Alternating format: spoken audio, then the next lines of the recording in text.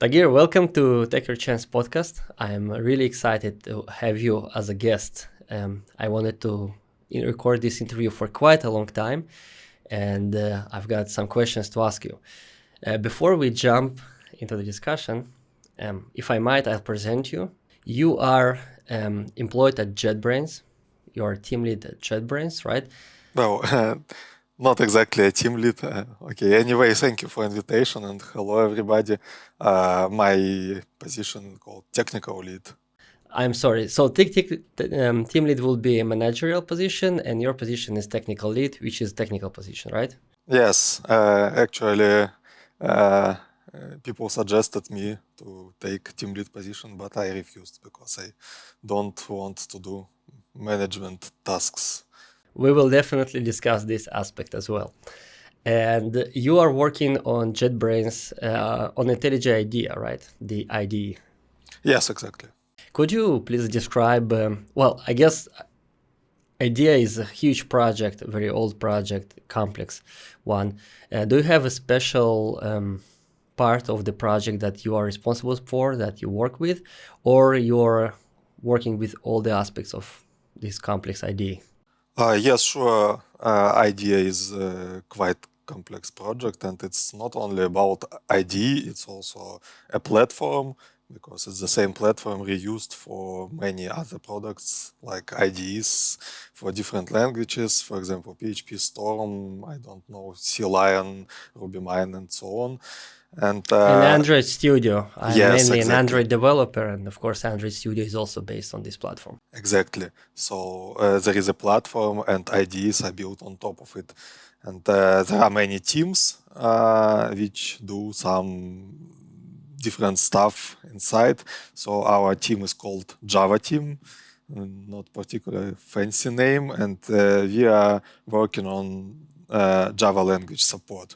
Actually, not everything related to Java language because there are separate, for example, debugger team which works on debugger, build tools team which works like on Maven, Gradle support, and so on. There is a so-called Ultimate team which works on frameworks like Spring, JPA, and so on. So we are mostly concentrated on core Java support, and our area of responsibility is new versions of Java, all inspections, intentions, refactorings, code completion related to Java, and so on and so forth. So, it's not like we're strictly working on Java only, and sometimes we do some other job.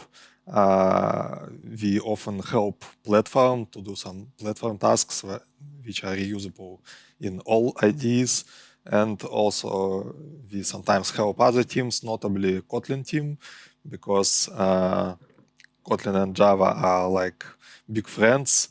Kotlin and Java usually meet in the same projects, so we need interoperability, and some features should work should provide similar user experience. So sometimes we help Kotlin team to do something there. Yeah, definitely. As an Android developer, Kotlin and Java and interoperability between them is something that's very close to my area of professional interest. So just to give, I as an Android developer and I'm a freelance developer, so I worked on projects that, the biggest ones were maybe several 100,000 lines of code on the older applications. But I just imagine the project of the scale and the complexity of IntelliJ IDEA would be many millions of lines of code, and I don't know, can't even estimate how many people contribute to this code base. Do you have some metrics about this project to share with us? Well, last time I've checked, it was about 15 million lines of code, both in Kotlin and in Java. And it includes not only IntelliJ IDEA, but all our desktop IDs. Well, with some exceptions, probably except Rider, because it's kind of specific project. It requires C# dependency, so it's still not in our big mono repository. 15 million lines of code. God. Yes, and I think that, well, our code base is actually quite old. JetBrains appeared in year 2000, and code base appeared like since then. So sometimes I look into Git history. Currently, we have uninterrupted Git history since 2005, and sometimes I want to understand when a particular piece of code appeared, in which commit, and so on. And I finally reach initial commit. So after that, it's like an event horizon. You don't know what happened before.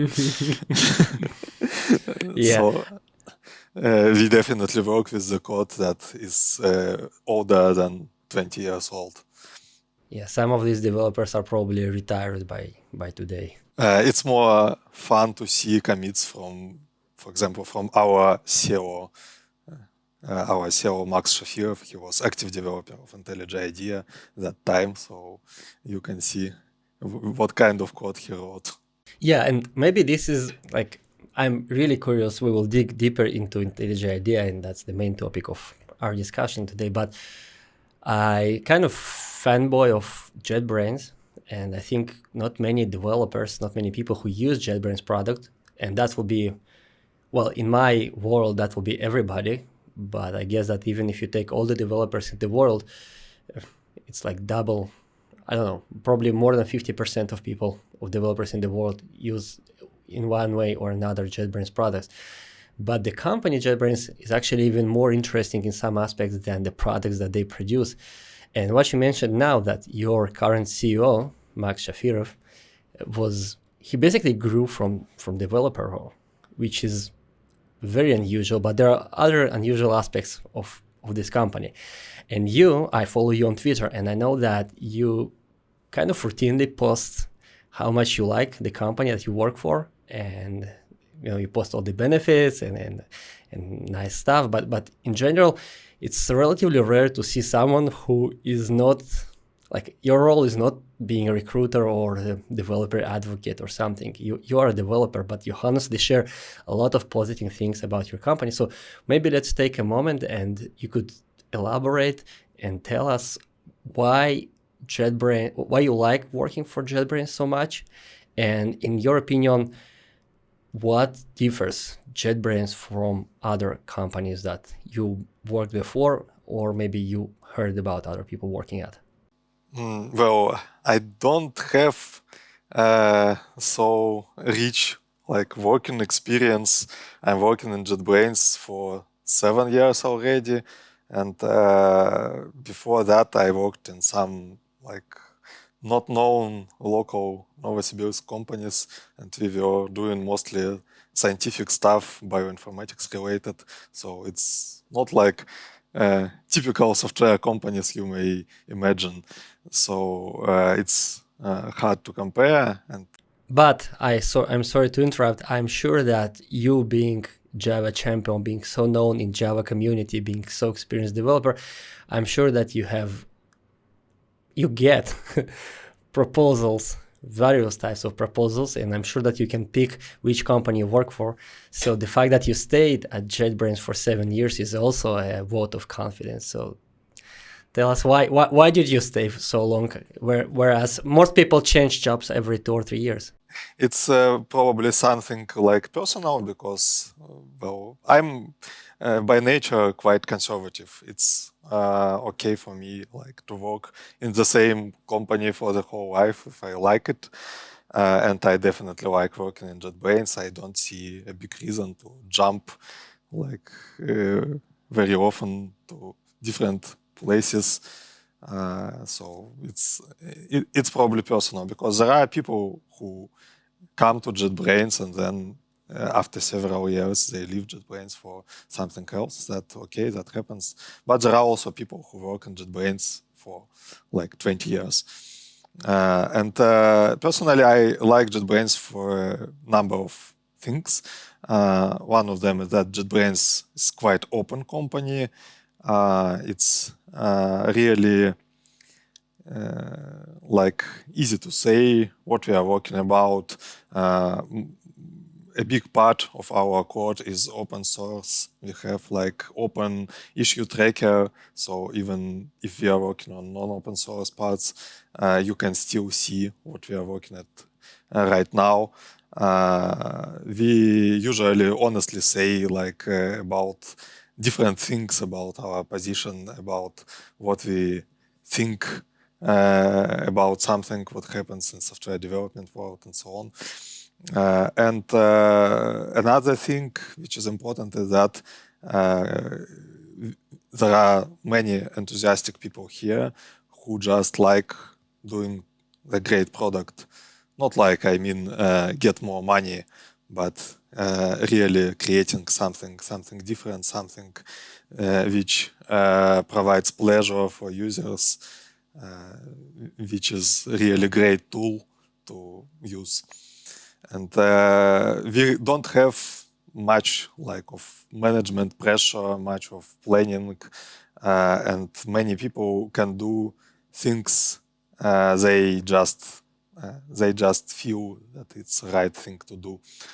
So it's quite possible that somebody come to JetBrains to like not very high position, middle level software developer, for example, and they have an idea, oh, I think such kind of feature will be very useful for IntelliJ IDEA, for example, and they can start implementing it and showing some prototype, and people will say, oh, okay, it's a cool feature, please continue, that's a great idea. Of course, now JetBrains have like more bureaucracy than, for example, like 5 years ago or 10 years ago, because we are becoming bigger and our user base become bigger, and it becomes essential not to break stuff.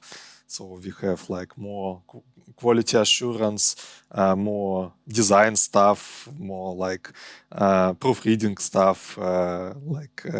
If 5 or 10 years ago you could just, for example, create your own code inspection, create description, create some user visible messages and so on, and nobody would care.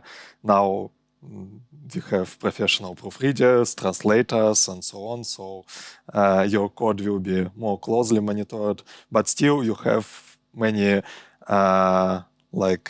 opportunities to implement your own idea without much of like discussions, much of meetings, plannings, and so on. You can just go and code.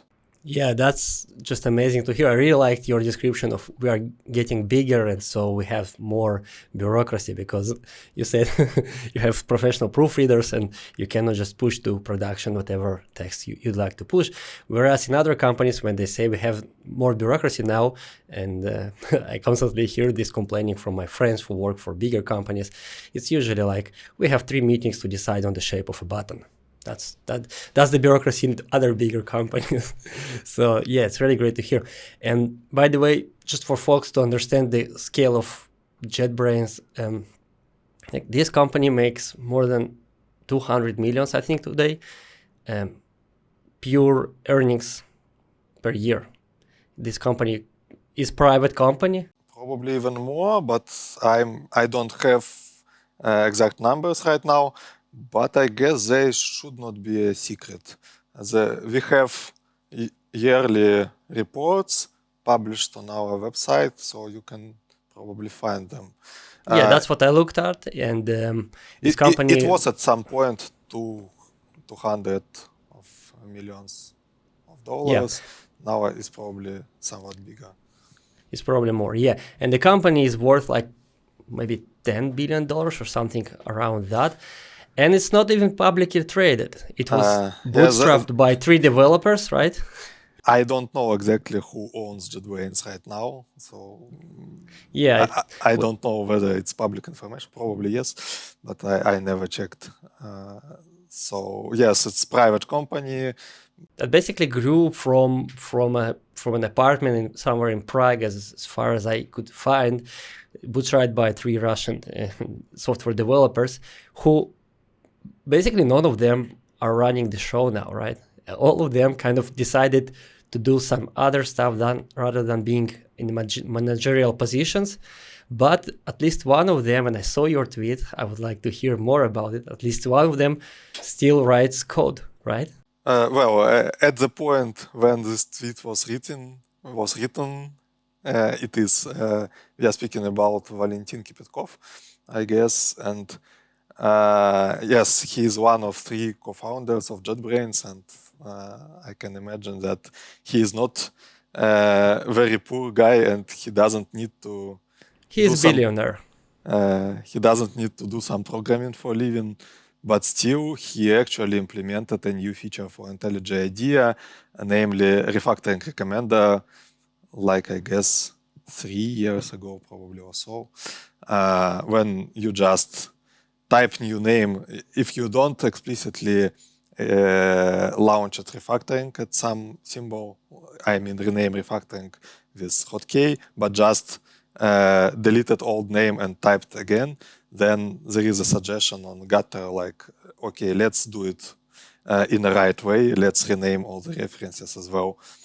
And this feature was actually implemented by founder. So yeah, it's was just really amazing. unusual. It's just amazing. The founders, and I read about the other founders, like all of them eventually went on, for some reason, decided to do other things. They don't run the company, and the man who runs the company, as you said, Max Sharifov, he was a developer. Shafirov, sorry, he was a developer himself. So that's a very unusual company, and that's why I like I'm a kind of fanboy of JetBrains, because really it's the company that works, as I would imagine, the best company in the world working. Okay, so let's get back to IntelliJ IDEA. And well, as I said, our team is Java team, so I'm technical lead in Java team, and I'm basically touching many things related to Java support. I do many inspections. I responsible for code completion in Java. So if something don't complete well, then you can ask me why it happens. But not about like AI powered completion. AI is separate team which works on this. Do you have any UI companies under your kind of responsibility, or you work more on the backend stuff of supporting the language? Mostly on backend stuff. Well, I write some UI occasionally, but I don't quite like it. We have another great people who do UI in our team, and there is a separate UI UX team, which mostly responsible for overall UI in IntelliJ platform. They are creating like reusable components, and there is a UX team. We have style guidelines. I guess they are public, so like if you are developing plugins, you can also check them, and so on. Speaking about my responsibilities, my like very beloved component is data flow analysis, which performs abstract interpretation inside Java methods, and it's responsible for warnings like condition is always true or null pointer exception is possible here, and some other warnings. So it's really smart feature of IntelliJ, and it looks like it really thinks, it really can understand your code. So it's not like most of code inspections when you just hard code the template, like if you see this declaration after this method call and it contains something, then you should display a warning. But it actually performs abstract interpretation, finds some contradiction, and after that displays a warning. And it can be really unexpected. It can produce warnings in the cases where even I, as the author of this inspection, could not think up that it's capable to do this. Yeah, that's definitely a very useful feature, because I constantly encounter its warnings, and it fixes a lot of me. Especially, I guess it's the same feature that works in Kotlin or similar. Yes, actually, made it, initially it was implemented for Java only, and I extracted some reusable part of it, and then implemented Kotlin support as well. And now we also created some features for debugger, like when you start debugging your code, you can run the same analysis, but feed it with current state of your process, because you know exact values of the variable and see what will happen next. And sometimes it displays some hints like, okay, we are still like on line number 5, but we know that on line number 8, you will have no pointer exception, it's inevitable, or something like this. And sometimes we also gray out branches that will not be visited at all. It's implemented in Java. I guess in Kotlin it will be released in the next release. So if you are debugging, you can see, okay, we will not definitely visit this branch.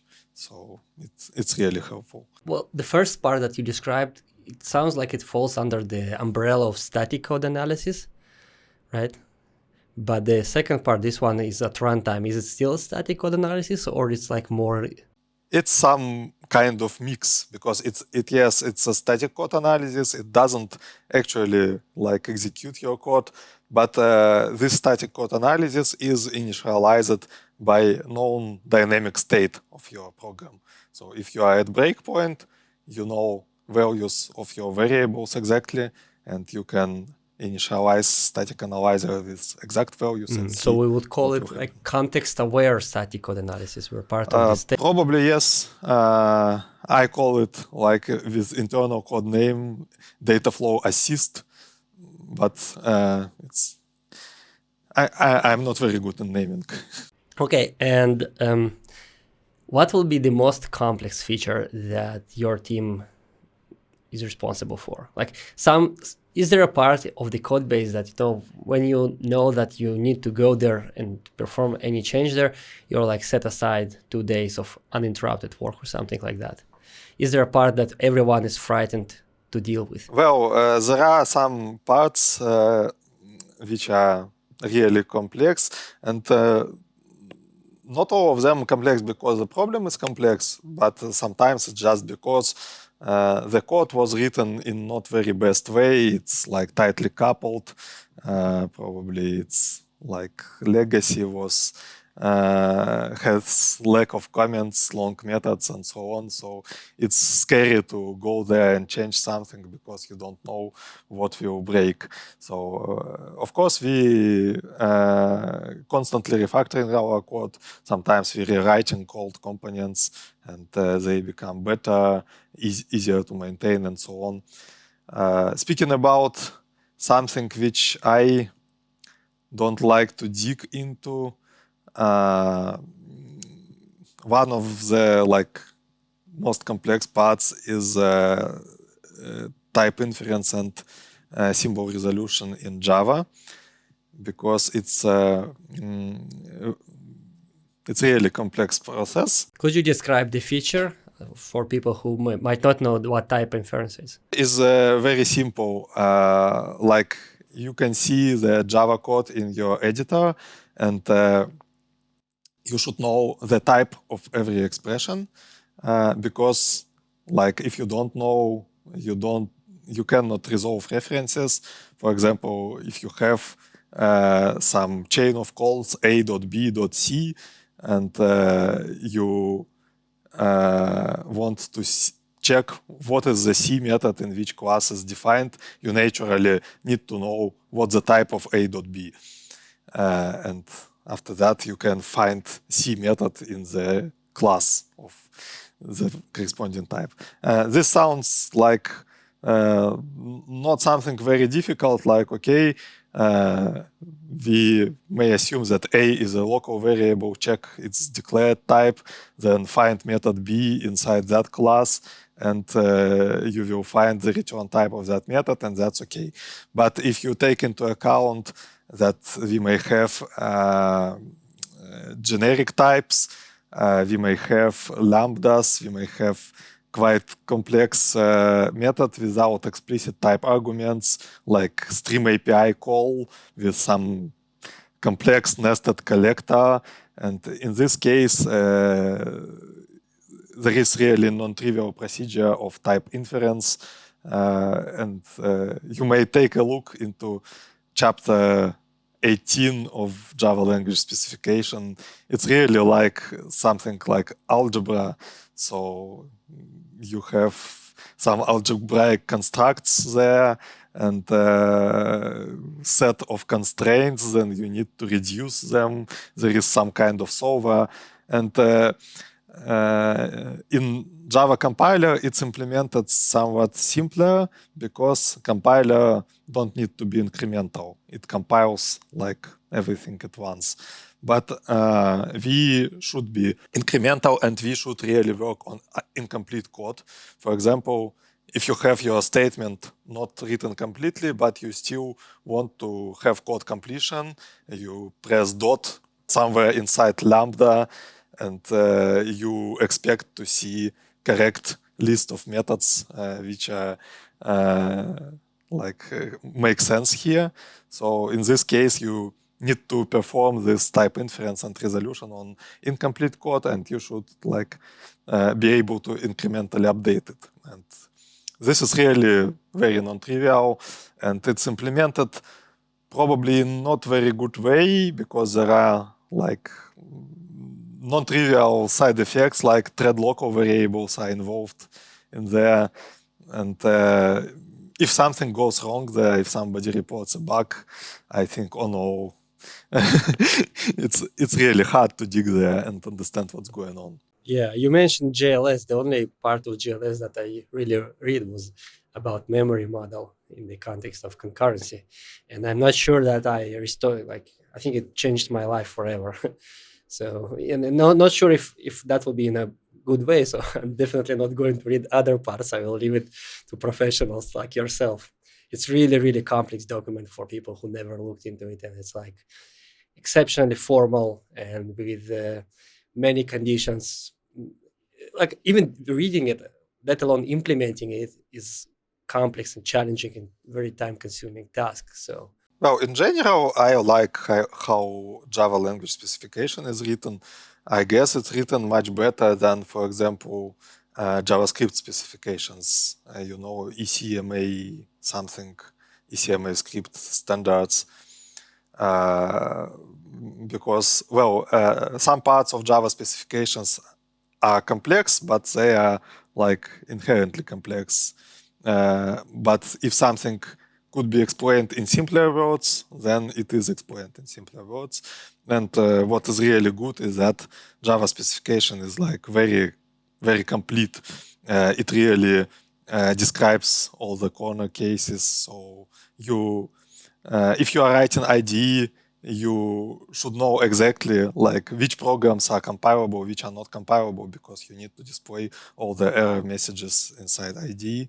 And in this case, every corner case is covered by specification, so you can look up and check. Yeah, definitely. I did not mean to say that it's bad. I just meant to say that it's very, very complex. At least the part about memory model, and I just suspect that it might be not the most complex part of this specification. That's the only part that I really read, so can't say anything about that. And that's, anyways, way above my level of understanding. So. Yes, we also have some components not exactly in Java plugin, but for example, I don't like digging into core completion. It's common code which is responsible for code completion for all languages, because there is very non-trivial threading model, and I suspected that it's not entirely correct threading model, because completion should be fast, but it's not always fast. So many things are done in background threads, and at the same case you have UI displayed, and this UI may be incrementally updated, and there are really many corner cases used only in some languages, because you need to render this UI, and items are different, you need to render icons and so on. And you would not be happy if you have UI freeze when you just invoke the code completion and something like this. And like it's really a complex piece of code. I don't understand it totally, and but I should be responsible for this. I mean, the previous guy who was responsible for it just left the project and said, "Okay, now Tagir should do this." Good luck, Tagir. By the way, since you mentioned that, and I will bring my personal pain point and something I complain a lot about. Why? Maybe you know the answer. Why code completion in Kotlin is noticeably slower than in Java? It's a common case. Like if somebody starts speaking to me, they bring bug reports. Anywhere, if any programmer meets me, say, "Oh, hello, Tagir, hello." By the way, I have a problem with Gradle. Don't With worry, Gradle I have a list of IntelliJ. them, so Yes, we something will like go this. over the entire list. Yes. Well, formally, I could say that you should address this problem to Kotlin team because I'm not in Kotlin team. But okay, Kotlin language support was developed in quite fast way because there was time to market. It was crucial to release the language at some point and release it with IDE support, because without IDE support it would be dead. So during development, the Kotlin team cut some edges, and as a result, the whole model of Kotlin support, the same like resolve part and so on, was not very optimal. In particular, we have a long-standing issue that there is a global lock for Kotlin resolve. So if you resolve any reference in any Kotlin file in any place, the global lock is taken for the whole IDE. So during this time, you cannot resolve any other reference, any other What do you Kotlin mean? reference. What do you mean by resolving a Resolve reference? references means that you have something written in your code and you want to find the declaration of this. For example, if you see a method name written in your source and you need to find which method is it. And in Kotlin, it's much more like crucial, because in Kotlin everything could be a method call. Like you may have property, any operator like plus could be a method call, like assignment could be. So basically, every time I type something in Kotlin and the IDE tries to go and see where this thing that I intend to write comes from, it will take a global lock on the entire IDE.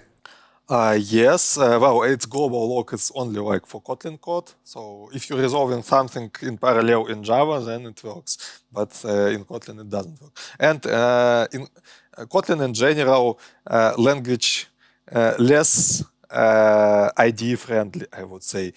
For example, you may declare a public method in Kotlin and don't specify its return type. It's convenient, yes, and the return type will be like inferred from the method body. You can just say a single expression method, method declaration equals to some expression.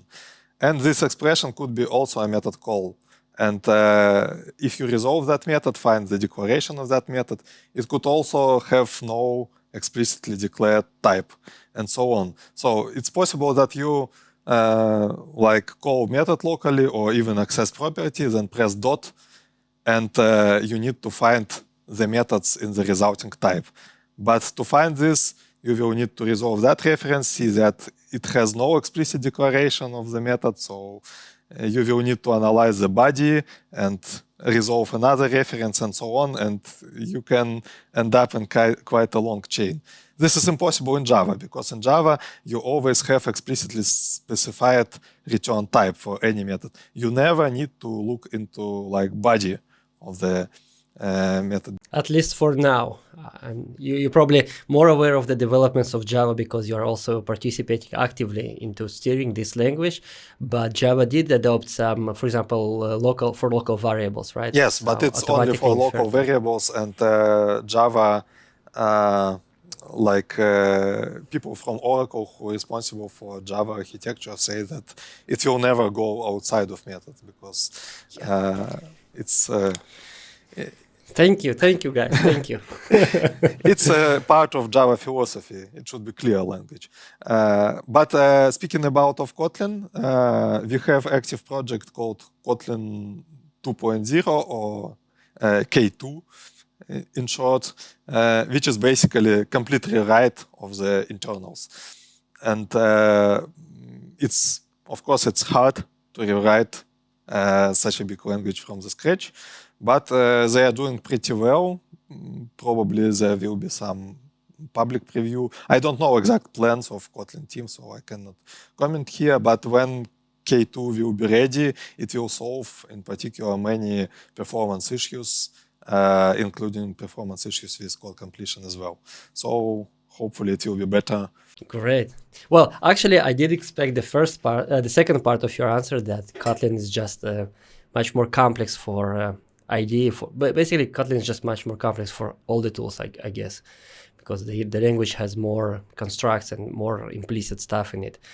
But it's great to know that there is like known bottlenecks that are being addressed right now, and hopefully we will get that soon enough to use it also. Speaking about Java and things that Java kind of inherits from other JVM languages who rush forward with new features and then Java guys evaluate them and then decide to adopt some. There is the records feature, right? Which was introduced, if I'm not mistaken, in Java 14. In Java 14, it was in preview, and finally it was released in Java 16. Mm-hmm. So now, just recently, again, I'm taking it to my wheelhouse, Android development. Sorry. Just now we got an announcement that we will be able to use records in Java in Android. Java, of course, in Android is not Java 16, but they use all kind of desugaring tools to basically backport this functionality. One question that I always have in mind with respect to records is if we look at Kotlin data classes, they have this very handy construct called copy construct, right? You could just copy and you could create a copy of an existing data class, changing some of its properties. And similar stuff, some Java frameworks, for example, I use GitHub's immutables when I work on Java projects, if you know that. And they generate a similar syntax that's called with. So you could basically create a new instance of an immutable class and change just one single property of it. And Java records do not provide this functionality. Can you speak a little bit more why not? And is there a fundamental challenge or is it just a question of when? Yes, I think it's not a fundamental challenge. It's not there because it's not done. Java is in general evolving not very fast, and from one point of view, it's good because they really evaluate every feature very thoroughly. They have like big design space and discuss every possible design decision, and after that they settle to some like solution. So basically, having some kind of automatic withers or copy constructors is a separate feature which can be done on top of Java records, so it's not closed. So, for example, mutable records is closed. Like you will not see mutable records because in Java records all fields by default are immutable, and this feature is not possible in Java. But copy constructors, I guess, we may see them in future. And if you look into Project Ember docs, I may probably send the link to you after the podcast. All the links that we will discuss will be down there somewhere. Yes, there is a draft proposal for reconstructors, which basically addresses this problem. It's not like copy constructor or something like this, but it's a separate syntax where you can say like your record, for example, .with, and then a block of code. And in that block of code, you have like mutable components of your record only inside that block of code. But in fact, they are desugared to like local variables. Then when you can freely assign some components in the way you like, or you can invoke any other code, like compute them, write cycles, write loops, or whatever. Then finally you can reassign some components. And when you leave this block of code, all reassigned components will be used to construct a new record. Like not changed components will be the same, and new ones will be used from your block of code. The syntactic idea was like of this, but I should warn that it's like only early draft for discussion. There is no like even JEP draft or specification draft or something. It's only like a feature that would be good to have. So I would not expect it in near future, and there are no actually active discussions right now, but hopefully it will happen, because in my work I use records quite actively right now. And yes, this is a problem. I write all wizards manually, and of course, like if you need to add a new component to record, you need to update all the wizards, which is not very nice. Yeah, that will definitely make the lives of developers easier, because personally, for me, data classes, I consider that to be the best Kotlin's features. Like, I wanted to get records, but then I realized that they don't have this copy constructor, so it's not sure I will be removing GitHub's immutables library from my projects anytime soon, just because of that. Okay, great. And if we are already discussing kind of Java's features, could we maybe get your opinion about Project Loom and Fibers? Is this analogous to Kotlin coroutines, or there are some important differences that distinguish these things? Well, I'm not really expert in this area. I definitely heard something. I watched some talks, so probably it's better to watch a talk about this. There are plenty of them who compare like Project Loom and coroutines. Many people speak about this. In general, at least speaking from public API point of view, Kotlin coroutines are more flexible. Because, for example, okay, you can write a generator on coroutines. Well, basically, coroutine is just a method which can suspend execution and in some specific points and then continue execution from that point. It's not about threading at all. You can like make some asynchronous library on top of Kotlin coroutines, and standard library of Kotlin provides you with such possibilities. But the main idea is only that you can stop at some point and continue. So, for example, you can implement generator on Kotlin coroutines, like some function that, for example, implements a for loop and yields some values from inside. And then you can use this generator as iterable. So no threads are involved at all in this process. It's just using coroutines at the core functionality. And basic functionality of Loom doesn't provide you with such stuff. So Loom is really about threading, but the idea is that you create abstraction of infinite amount of threads. So I've heard some talk about Loom probably several years ago, when it was only in very experimental state, and they compared like virtual memory with virtual threads. So virtual memory is actually an abstraction that provides you infinite amount of memory. So you can just allocate memory and don't care.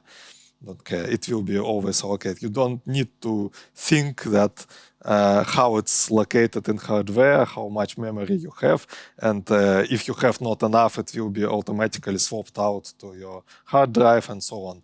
So virtual threads is similar. It's like abstraction of having unlimited amount of threads. You don't need to think that creating threads is a big operating system resource. I need to create some thread pools. I need to think how to reuse my threads. You don't need to think.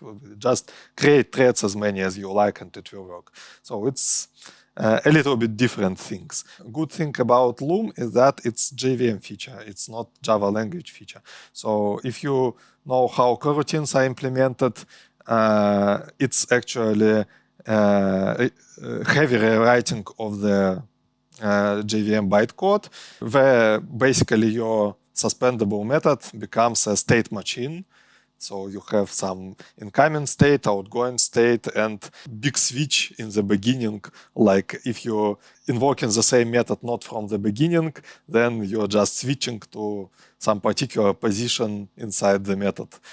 Nothing of this magic inside Looms. Instead, in Loom, all magic goes into JVM, so it can really suspend your method already compiled at some point, save its context, and then switch to another thread and restore context, and it works really efficiently.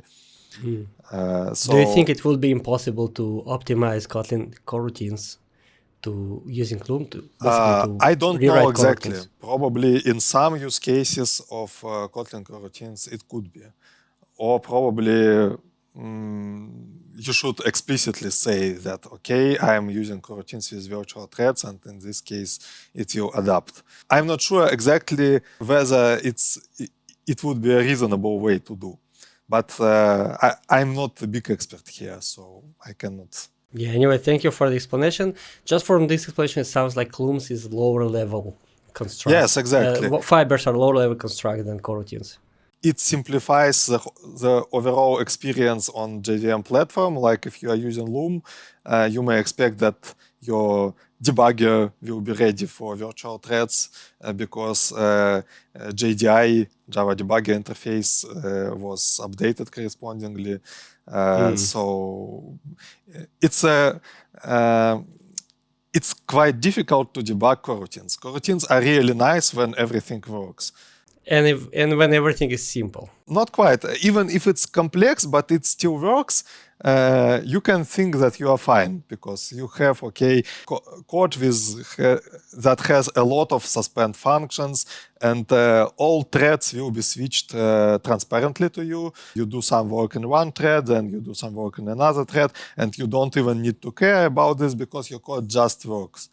But if it stops working, you have a problem because debugging the code that has heavy use of coroutines is not the light work. Yeah, definitely. I still think that coroutines are a little bit too complex. I think they would benefit from being a little bit simpler.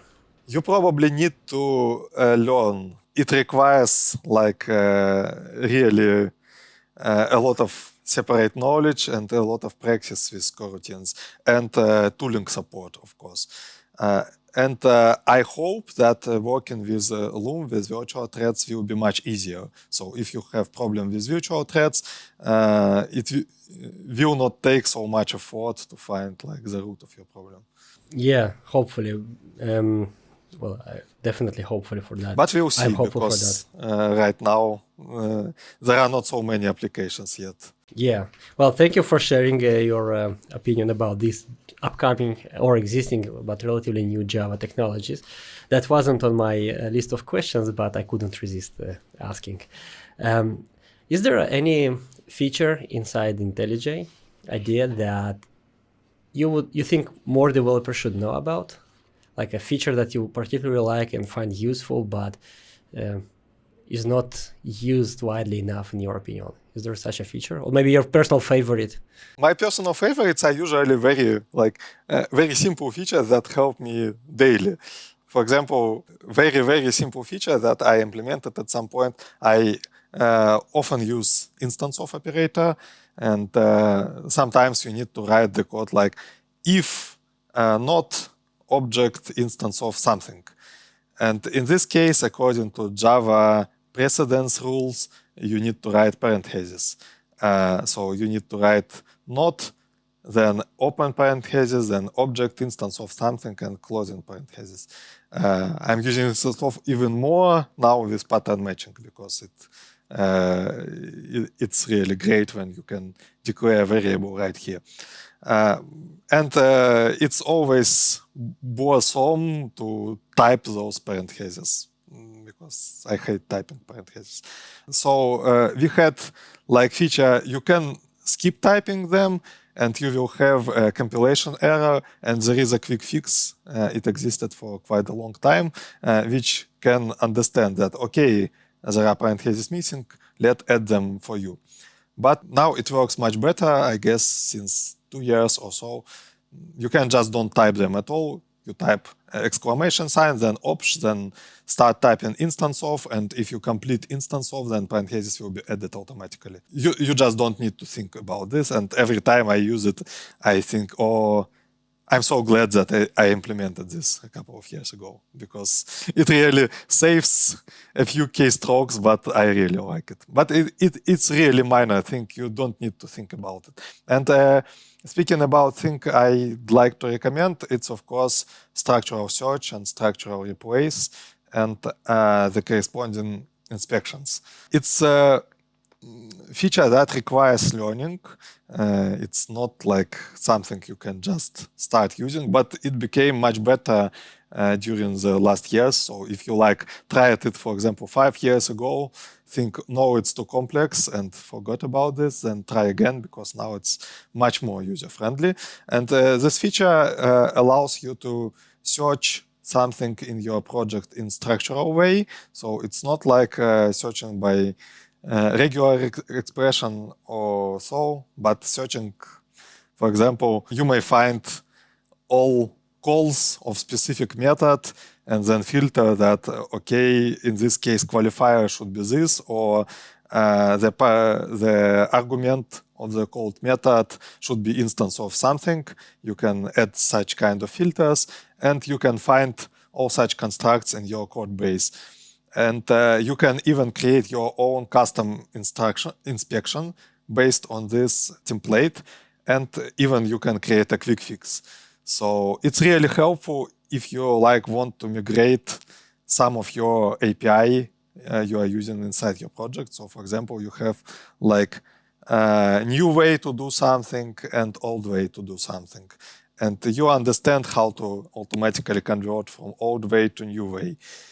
You can easily create this structural search template and convert the whole project automatically, and you can create a new inspection and commit it to your inspection profile. So every team member, if they write in old way, it will be highlighted and it will automatically say, let's just convert it to the new way. So we are doing a really great job in writing new inspections, but our inspections support only JDK and popular libraries. Of course, we don't know best practices about your project.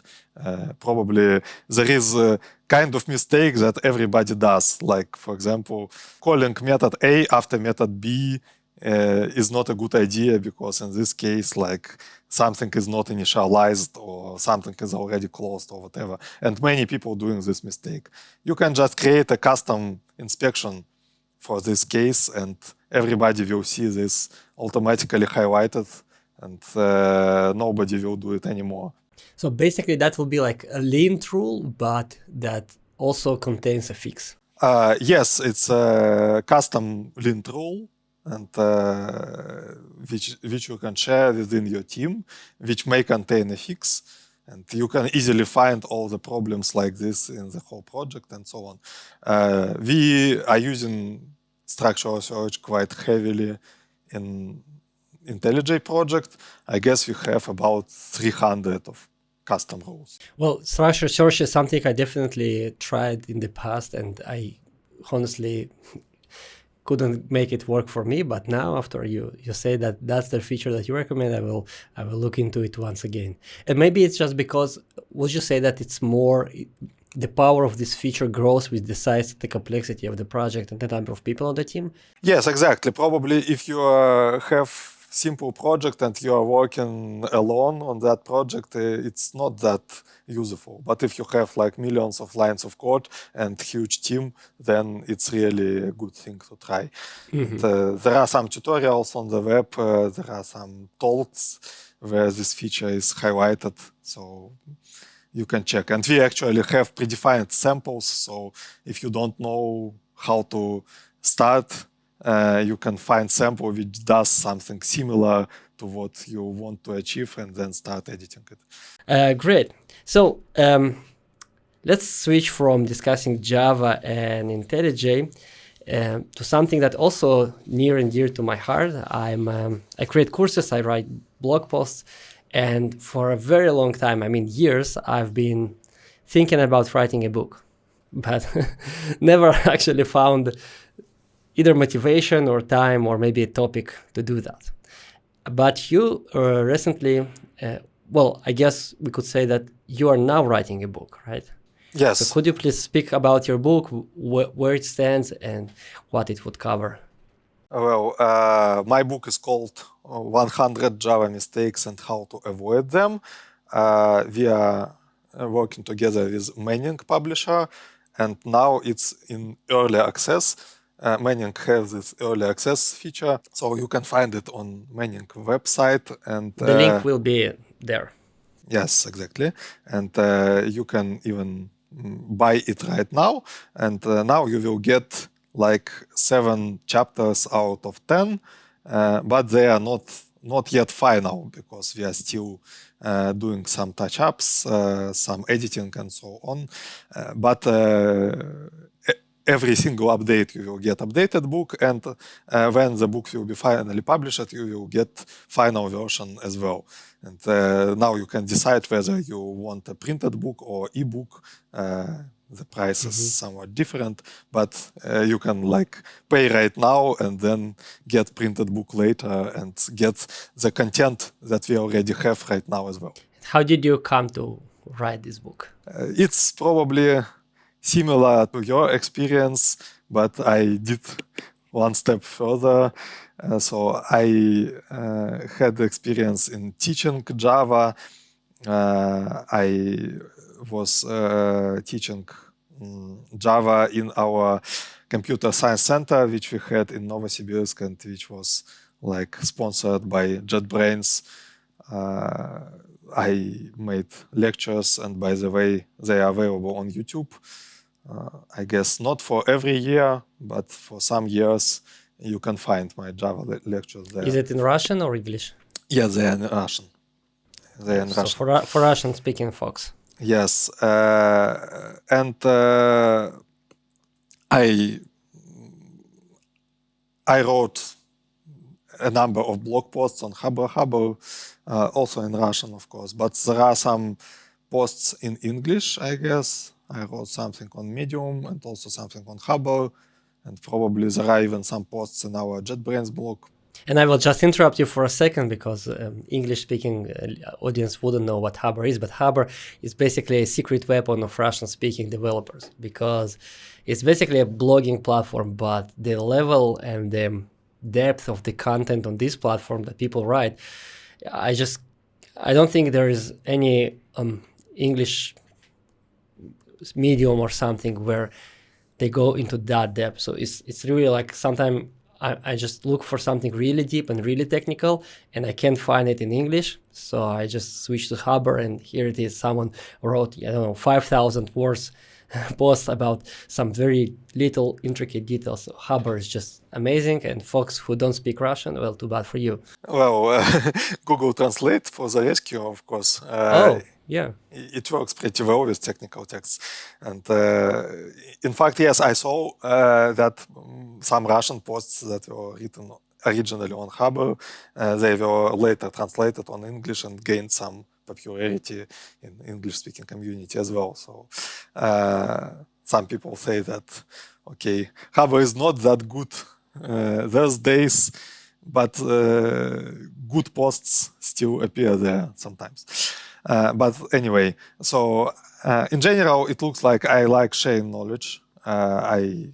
If I know something, the next natural step is to tell other people about this. So and sharing knowledge in blog posts is a nice and good way because it doesn't take much time and people see the blog post right now. But at some point you may think that probably you need something more structured, something more big to share more about what you know about, and you may think, why not writing a book? Well, I should warn that probably you should not do this because it will take all your time, all your energy, and it's unlikely that you will earn a substantive amount of money. It's unlikely that you will be rich after that. Well, unless your book is really popular, I guess. Of course, there are like legendary programming books which sold very well, but if you are not a legend, probably you will earn much more spending the same time just programming than just writing a book. Okay, folks, don't go writing books to make a living, to make a fortune. Yes, but you should write a book if you really want to write a book. If you think that you know something that others should. My idea was like I know a lot of things about static analysis because I implemented many inspections in IntelliJ IDEA, and I contributed to another static analyzer named FindBugs. Now it was forked as SpotBugs. You may have probably heard about this. I contributed some detectors there before joining JetBrains. So in general, I really like to looking at the programming code as an object of research or something like this. As a crime area. Yes, probably. So I'm really happy. You murdered this function. I'm really happy when I find some rare bug because all bugs are.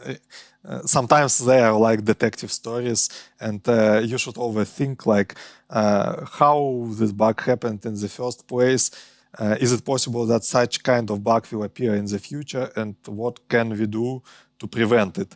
Hence, by the way, my advice to use structural search, because like if you see a bug in your code base which just somebody didn't know something, or just somebody made a kind of typo, and you understand that it's probable that such kind of bug will appear in the future.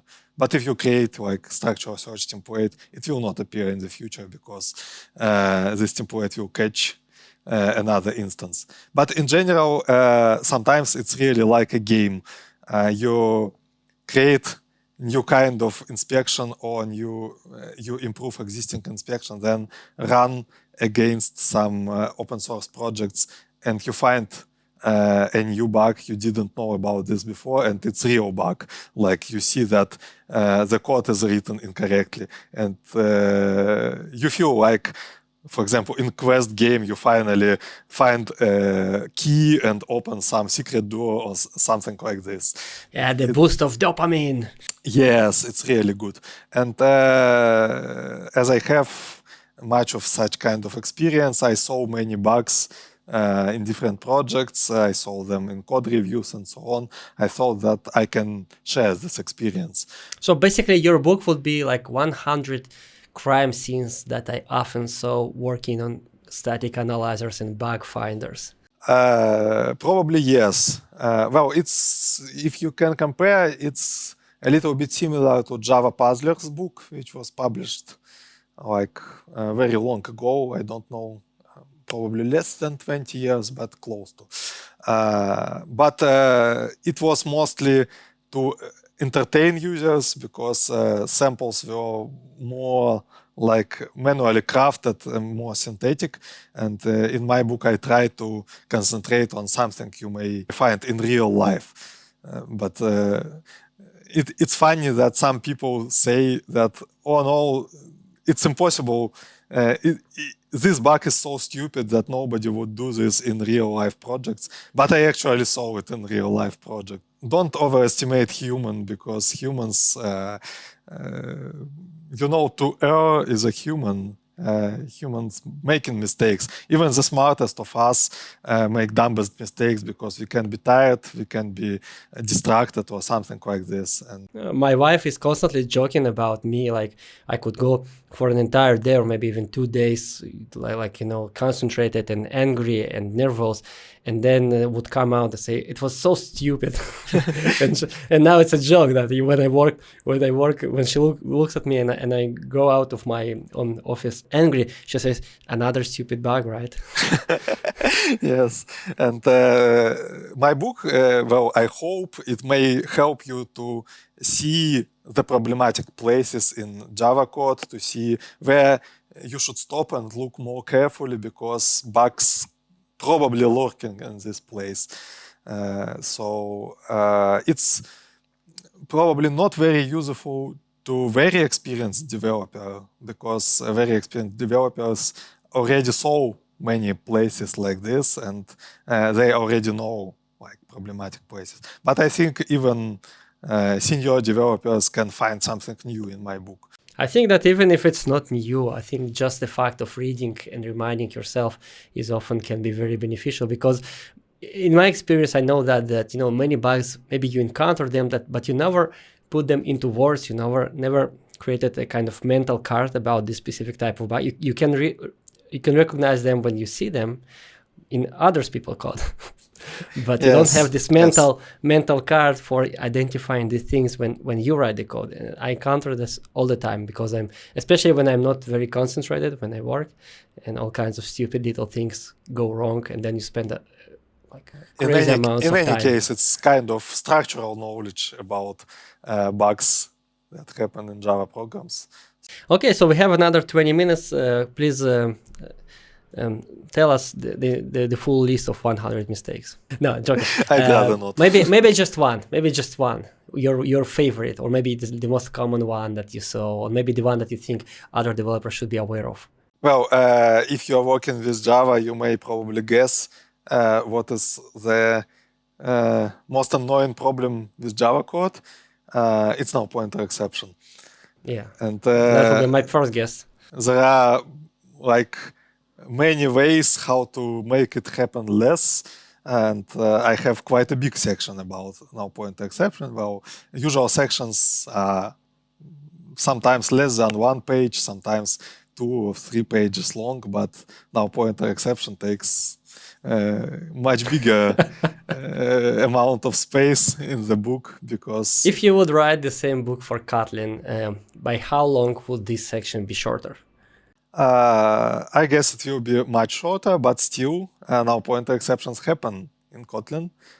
And you should know some caveats where you have to pay attention. In your estimation, what portion of your book will be kind of actionable and useful to Kotlin developers? I'm not sure. I never estimated, but I think about half of book could be useful. Because not like directly useful. Like similar problem may appear in Kotlin, but you may have different syntax, so you will need to adapt samples and so on. But still, I think about half of the problems happen in Kotlin as well. And Kotlin actually has problems that don't appear in Java.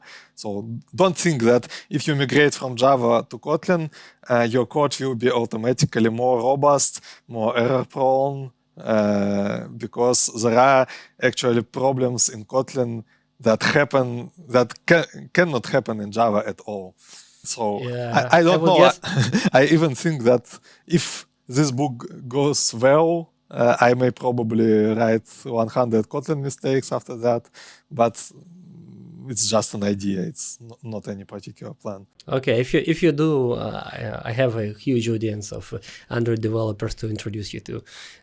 So, yeah, I mean, I think we don't even need to ask you. I will just assume that you prefer to program in Java. Yes, in general, I prefer to program in Java. One point is that we are doing Java support, so we need to do important thing called dog fooding, eating our own dog food, like using our tools that we are working with. Another point is that I really like dependent on IDE functionality. So I know that many programmers don't like very dependent on it. Like they can write code in simple code editor, like in Sublime or something like this. They Emacs. probably, yes, they don't really use all those inspections, all those quick fixes, all refactoring capabilities.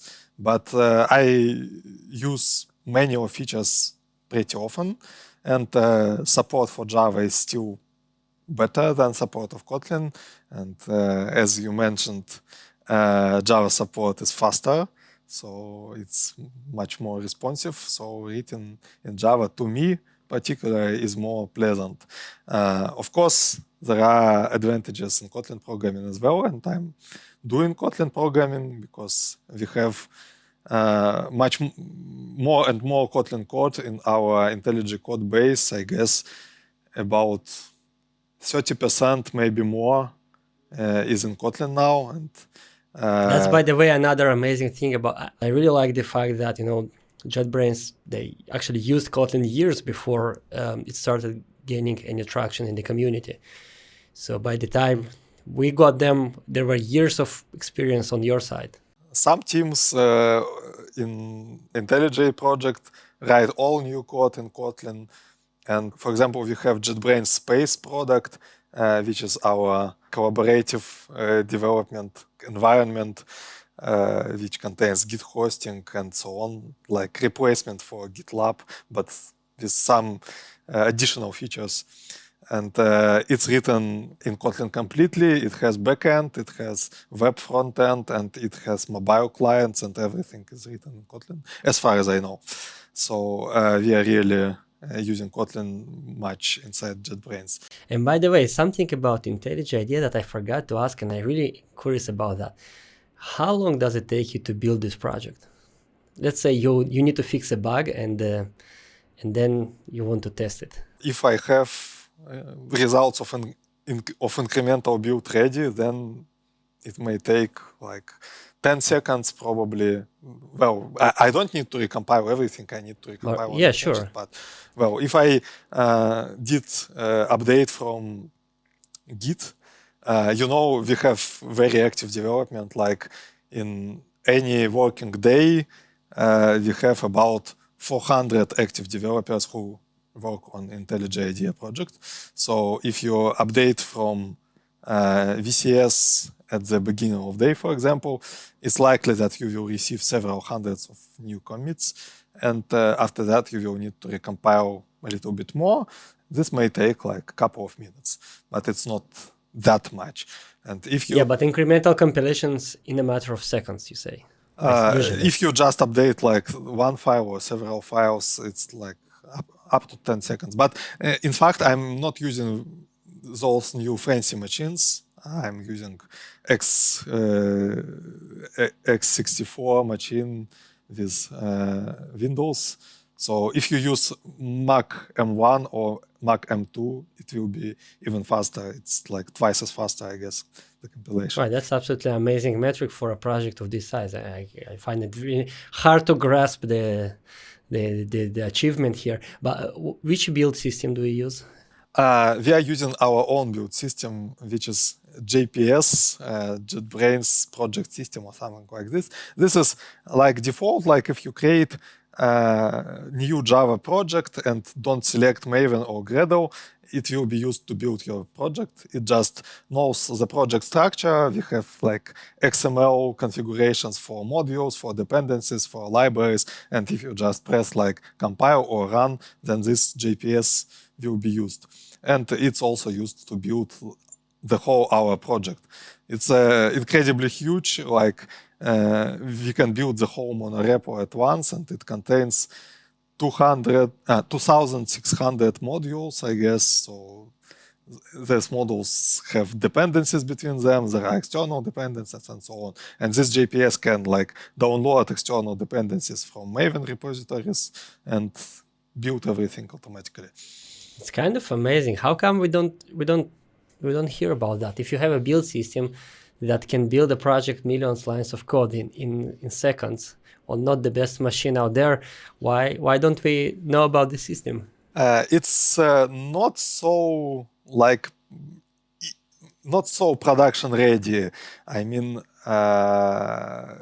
it's not very well usable from command line. Like it doesn't have such features like Maven plugins. Like for example, for Maven, you can easily plug some linter or something, or some code coverage tool or something, but it will be harder if you use JPS only without Maven.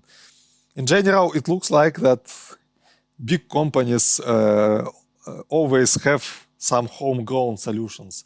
So, for example, you know that Google uses Bazel, which is not quite popular build system. Yeah, it was in Android community. There was a spike in interest several years ago to backend Bazel. There were talks, there was stuff, but luckily for us, it didn't catch up because most Android. I mean, I think big companies in general, every company at some point becomes unique. So there's no one size fits solution. But most of the projects never get to the point of being big enough to warrant special solution, even though many developers definitely like thinking that their projects require special solution. Yes, and making it like promoting our JPS is not our goal, because we actually cannot provide much more than Gradle or Maven already provide, and making it like default build system in Java would require enormous effort from our side with no particular benefit. So I think that the world is doing nice now, Gradle and Maven doing their things, so we don't need to change something here. Yeah, that's very interesting indeed. Okay, we are. I want to be very respectful of your time, and so we are close to our finishing line. I just want to ask you maybe two more questions. One question is: imagine you have a couple of friends, and they have a child, let's say a son or a daughter, and they go to learn programming. So now your friends ask you to give them one single advice, just one advice to a beginner programmer that will benefit them the most throughout their future career. What advice do you give them? You should understand whether you really like programming. If you're enthusiastic with this, if you really feel the thrill when you are asking computer to do something and it does exactly what you asked it.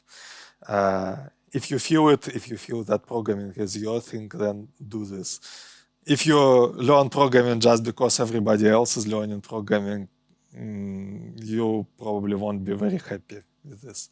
Because I heard about some some stories who learned programming just because you may earn a lot of money or something like this, but not because people really like programming.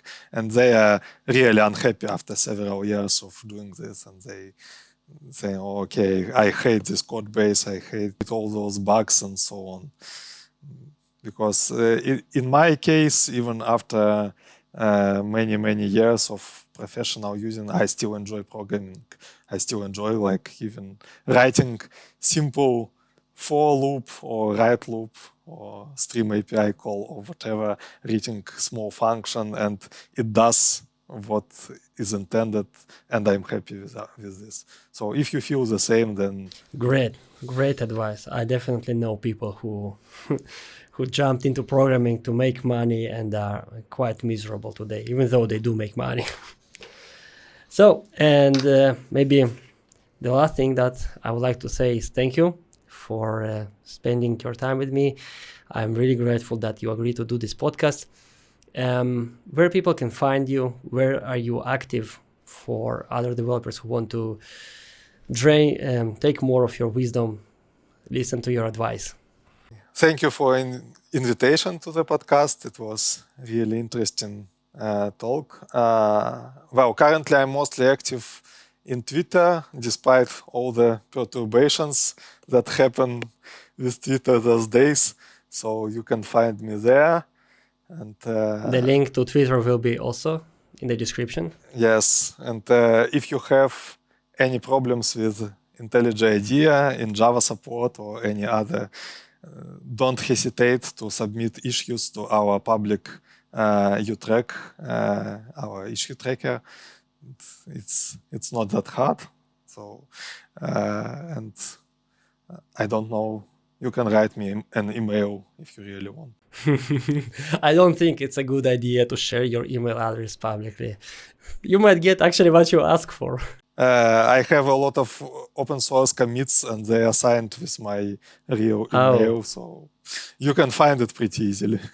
Okay, I just hope that your inbox will not become unusable after that. I know button mark as spam, so it's not a big problem. Okay, Tagir, it was really interesting for me. I think I got more than I expected out of this conversation. It was absolutely amazing to get an insight into IntelliJ IDEA, into this monstrous, old, complex code base. And thank you for sharing your experience, I would say even your wisdom with us. And I really hope that your book will go well, because you definitely like sharing knowledge, and you have a lot of things to share, even though some of them I couldn't understand because I'm not at that level, but I will definitely read your book to learn more. Thank you very much. It was really a pleasure to host you on this podcast. Thank you. Goodbye. Goodbye, people.